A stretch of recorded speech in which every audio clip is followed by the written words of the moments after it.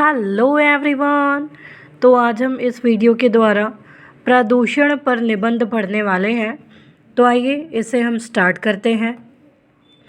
सबसे पहले प्रदूषण का परिचय देखते हैं।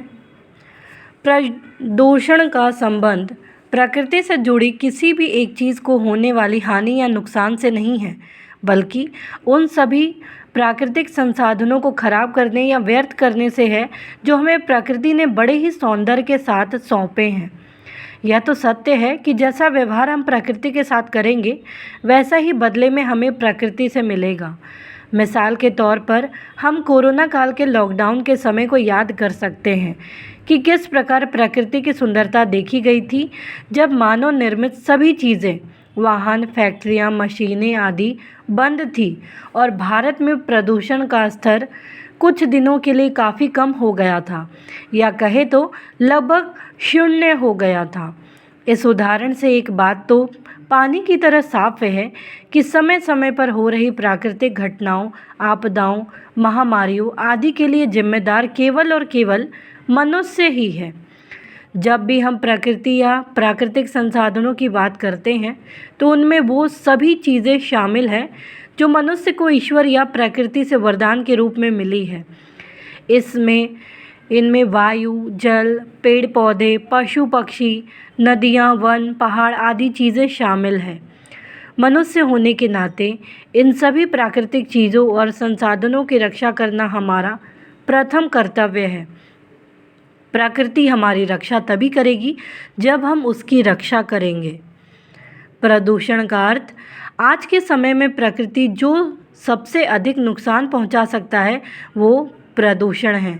प्रदूषण का आसान सा मतलब है कि हवा, पानी और मिट्टी का दूषित होना।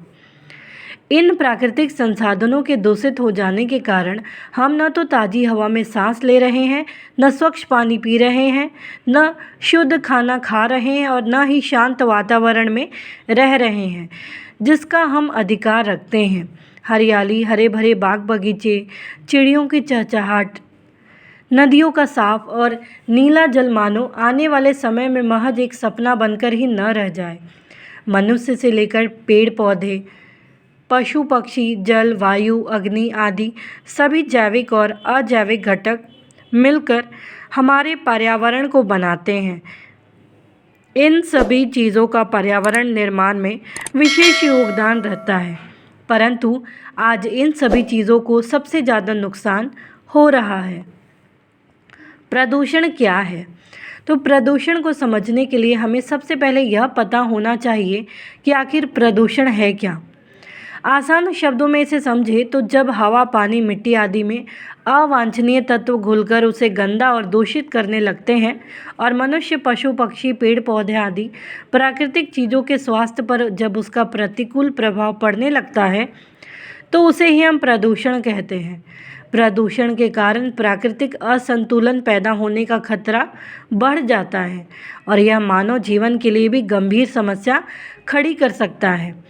ये सब देखते हुए यह हमारी ही जिम्मेदारी बनती है कि हमने जाने अनजाने में प्राकृतिक संसाधनों का दोहन कर पर्यावरण को जो नुकसान पहुंचाया है, अब उसमें जल्द से जल्द सुधार करते हुए प्रदूषण की समस्या को धीरे धीरे खत्म किया जाए।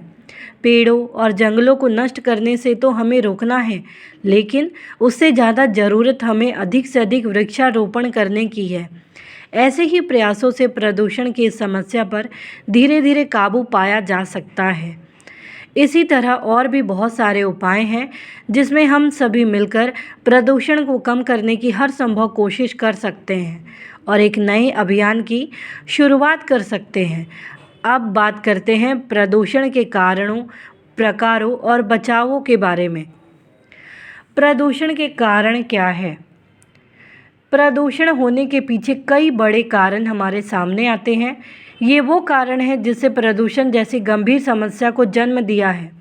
प्रदूषण ने प्रकृति और मानव जीवन में जहर के समान दूषित और जहरीले तत्वों को घोलकर हमें मौत के नज़दीक लाकर खड़ा कर दिया है।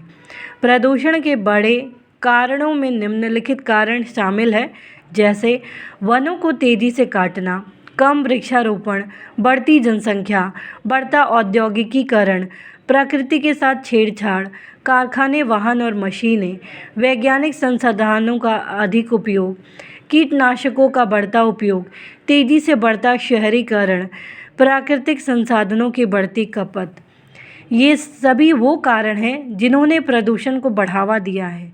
इनके अलावा न जाने और कितने ही ऐसे छोटे बड़े कारण हैं जिनका अंदाज़ा लगा पाना एक आम इंसान के बस में नहीं है।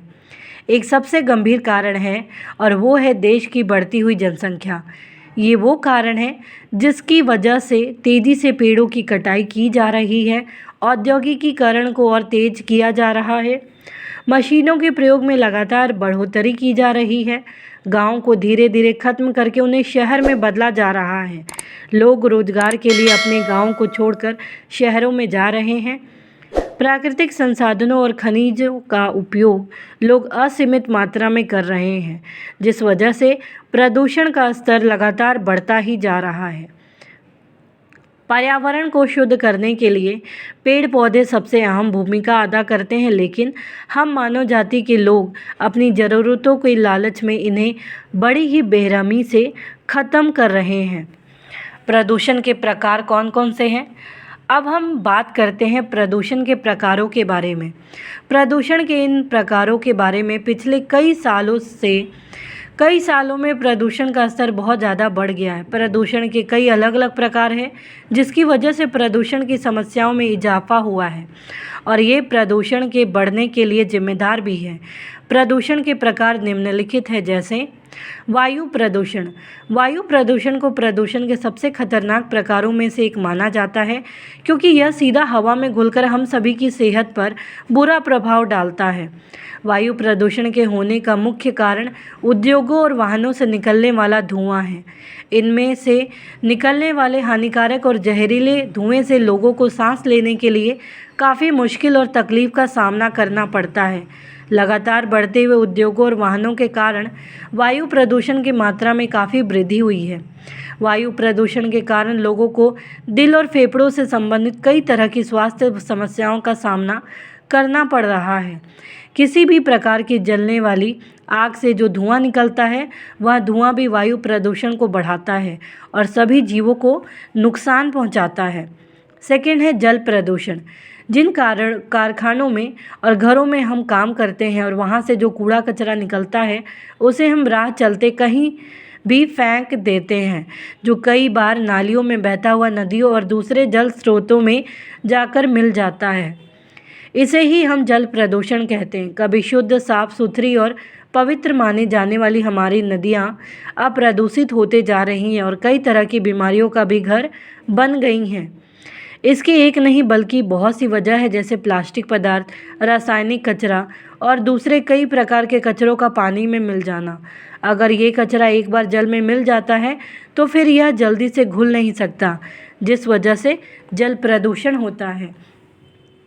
थर्ड है मृदा या भूमि प्रदूषण। जो कचरा फैक्ट्रियों और घरों से निकलकर पानी में घुल नहीं पाता और फिर वह ज़मीन पर ही फैला रहता है, वो ही मृदा प्रदूषण की समस्या को बढ़ाता है।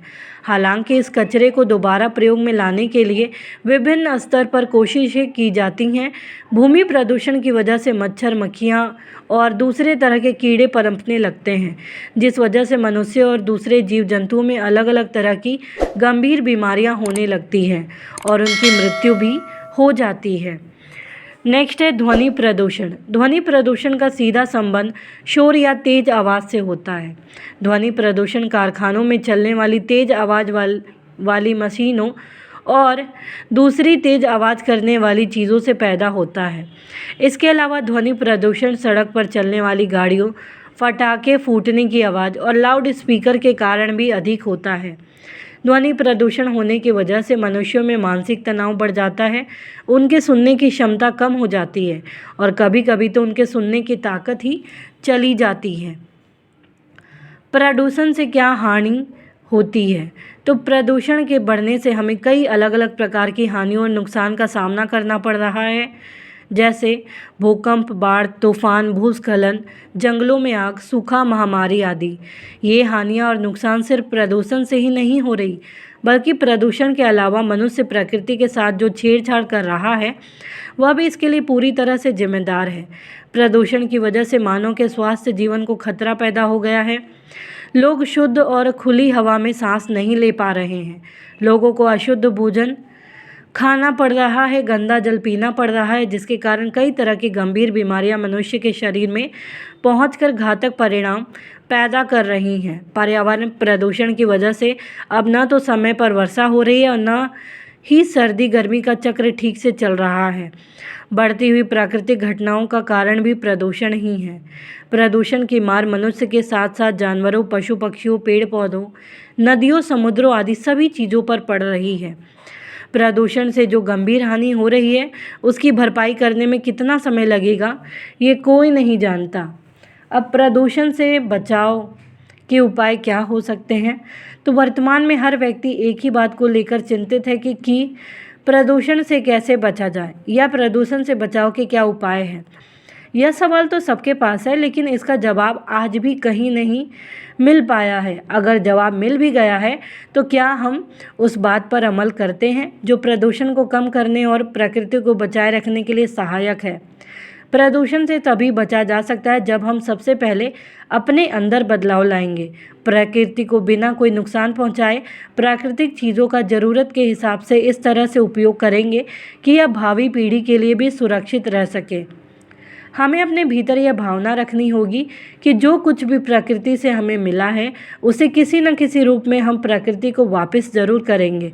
ऐसा हम अधिक से अधिक पेड़ लगाकर, अपने आसपास साफ सफाई रखकर, संसाधनों का सीमित मात्रा में उपयोग करके, मशीनों का कम इस्तेमाल करके, प्लास्टिक की जगह कपड़ों से बने थैलों का इस्तेमाल करके, नदियों को साफ रखकर और जीव जंतुओं की रक्षा करके ही कर सकते हैं।